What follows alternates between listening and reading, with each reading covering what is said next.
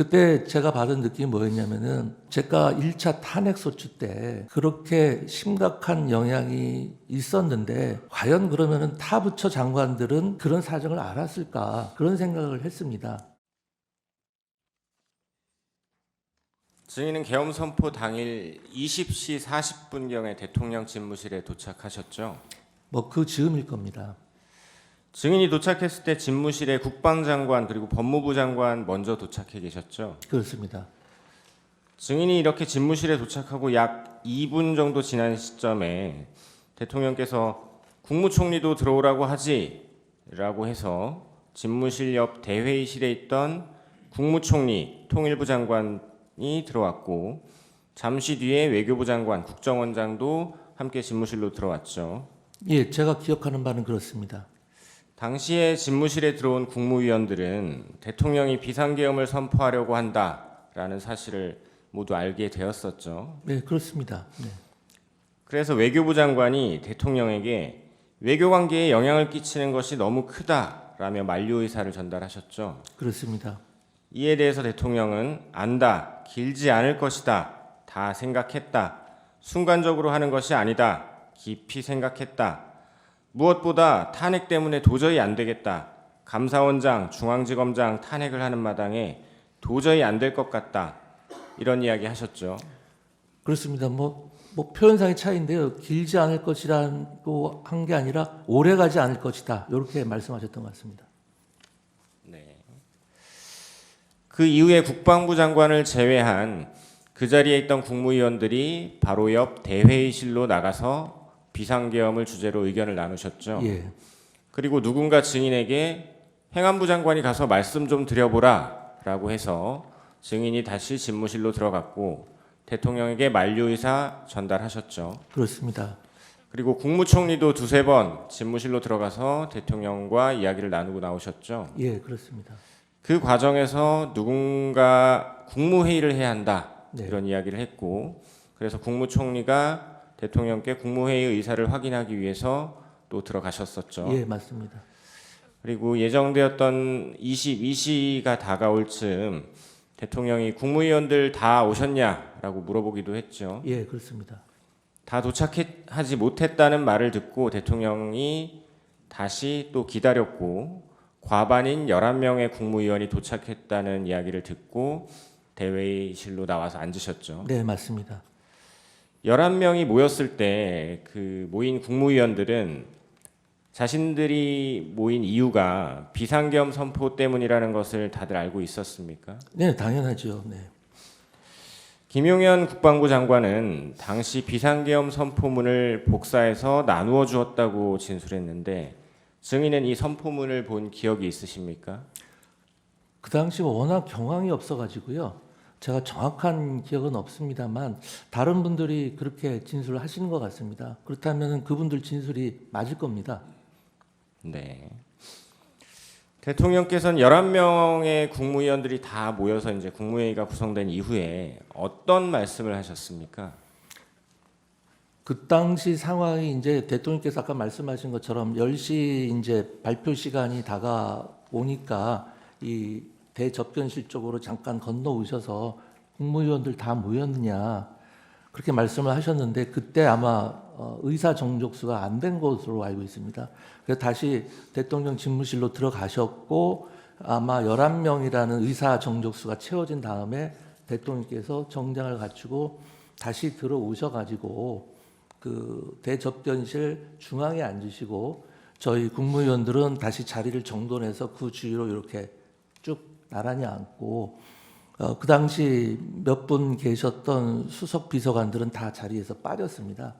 그러고 나서 저희들이 이제 계속 논의를 이어서 대통령님을 좀 만류하는 그런 취지의 이야기를 했고요. 대통령께서는 뭐라고 말씀하셨냐면은 여러분들이 이야기하는 그러한 뭐 경제, 외교의 영향, 정무적인 부담 이런 거 다 안다. 나도 신중하고 깊게 생각을 했다. 내가 왜 그 점을 고민을 안 했겠냐. 하지만 국무위원 개개인이 느끼는 상황인식, 위기감, 그리고 책임감과 국정을 총괄하는 대통령으로서 가지고 있는 상황 인식과 위기감 그리고 책임감은 차원이 다른 것이다. 이런 말씀을 마지막으로 하셨습니다.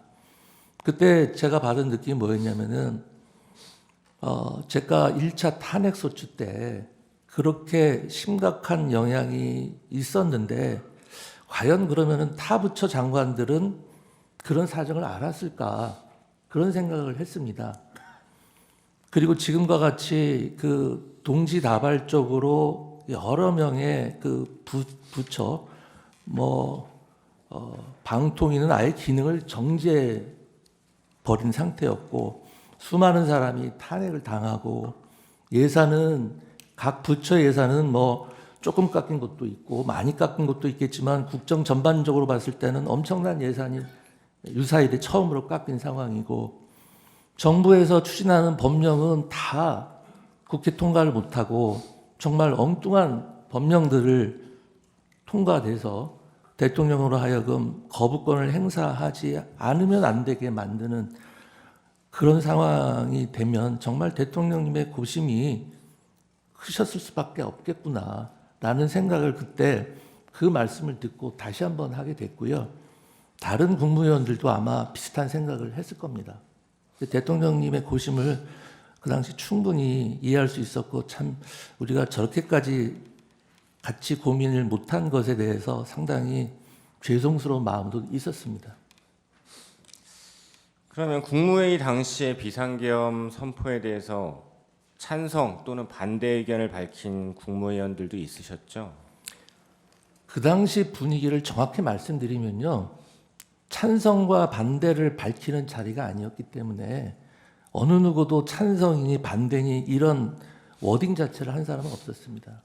거기 모인 국무위원들은 전부 다 이제 아까 얼핏 말씀하셨지만 대리인께서 선포 전 국무회의를 거치도록 국무회의 심의를 거치도록 되어 있네요라고 누가 얘기를 했기 때문에 거기에 대해서 이번 비상계엄이 위헌이다, 위법이다라고 생각한 사람 아무도 없었습니다. 단지 이렇게 비상계엄이 약 45년 만에 선포됐을 때 국민들이 이것을 받아들일 수 있겠는가, 외교나 경제에 미치는 영향이 얼마나 크겠는가, 과연 이걸 추후 정무적인 부담이라든지 야당의 공세를 막아낼 수 있겠는가라는 것에 대해서 상당히 걱정과 우려를 했고 그렇다면 대통령님을 우리가 만류해야 되지 않는가 이런 상황이었습니다.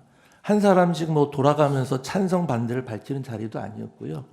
몇몇 분이 그런 이야기를 하면 대부분 공감하면서 말씀을 추가로 하시는 분들도 있었고 거기에 공감은 하지만 아무 말씀도 안 하는 분도 있었고 하지만 거기에 대해서 반대하거나 찬성하거나 이런 분은 없었고요. 전반적으로 모든 국무위원들이 걱정과 우려 속에 대통령을 만류해야 되는 거 아니냐 이런 상황이었습니다.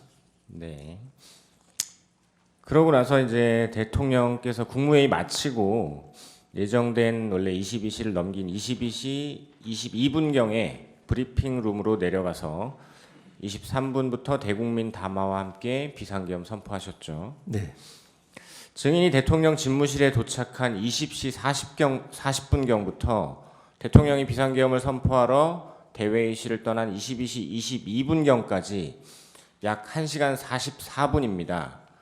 이 시간 동안 11명의 국무위원들이 동시에 한자리에 앉아서는 아니지만 순차적으로 집무실 그리고 바로 옆 대회의실에서 대통령이 어떤 이유로 비상계엄을 선포하려 한다라는 걸 설명하시고 비상계엄 선포에 관한 총리, 기타 국무위원들의 의견이 대통령에게 전달되고 다시 그에 대해서 대통령이 자신의 의견을 밝히기도 한 거죠. 네, 그렇습니다. 이게 한꺼번에 모인 게 아니라 국무위원들이 이제 순차적으로 왔기 때문에 늦게 온 국무위원들은 옆자리에 있는 국무위원들이 지금 무슨 상황이냐, 무슨 얘기가 오고 갔냐 해서 두 분이서 이야기를 하면서 다들 업데이트가 되어 있는 상태였습니다. 네. 당시에 증인 외에도 다른 국무위원들도 국무위원 서로 간에 논의를 하고 일부 국무위원들은 대통령에게 의견을 전달하기도 했었죠. 그렇습니다. 아까 말씀드린 바와 같이 저도 한번 들어갔다 왔고요. 총리님도 두세 번 정도 들어갔다 오신 것으로 제가 기억을 합니다.